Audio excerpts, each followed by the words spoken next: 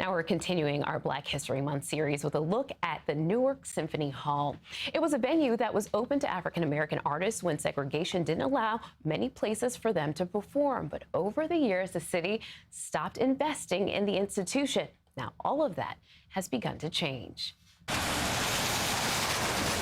A fixture on Broad Street. That was like going to the Waldorf Astoria for us. I mean, they would go all out. One step inside Newark Symphony Hall and its 95-year history begins to unfold. I came to an OJ's concert here. I remember my mom coming to a LaBelle concert in 1975. Built in 1925 by the Shriners for its Masonic rituals, Symphony Hall opened for public use after the Great Depression. But it wasn't until 1940, when Marian Anderson performed, that the doors opened to other African-American artists, including the legendary Sarah Vaughan, who the concert hall is named after. You had here on this very stage people like Isaac Hayes, like Nina Simone. More than a music venue, Symphony Hall has always been a community gathering place. It was integral in the 1970 election of Kenneth Gibson, the first African-American mayor of a major northeastern city.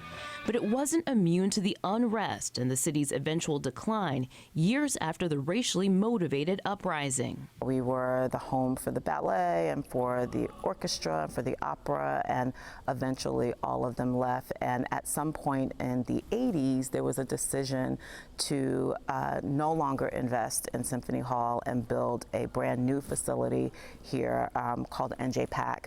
For so long, the iconic moments here happened in the past, but that all began to change within the last year. I know it's a little rainy and cold outside, so we appreciate you guys being here. In December, the lines were out the door as BET held a casting call at Symphony Hall's Black Box Theater for a new miniseries. Months earlier, the MTV Video Music Awards rented out the entire facility. Missy Elliott, Normani, Bad Bunny, J Balvin, Wyclef, everybody rehearsed here.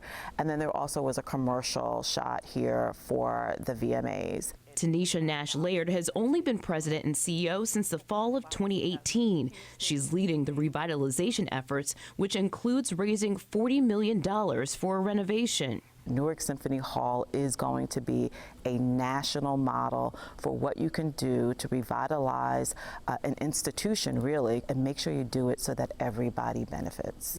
Nash Laird is intent on making sure the diversity and African-American culture that sustained the facility when everyone left is never lost. Even as the community in Newark continues to evolve, and she believes the greatest days are still ahead. The future looks bright for sure.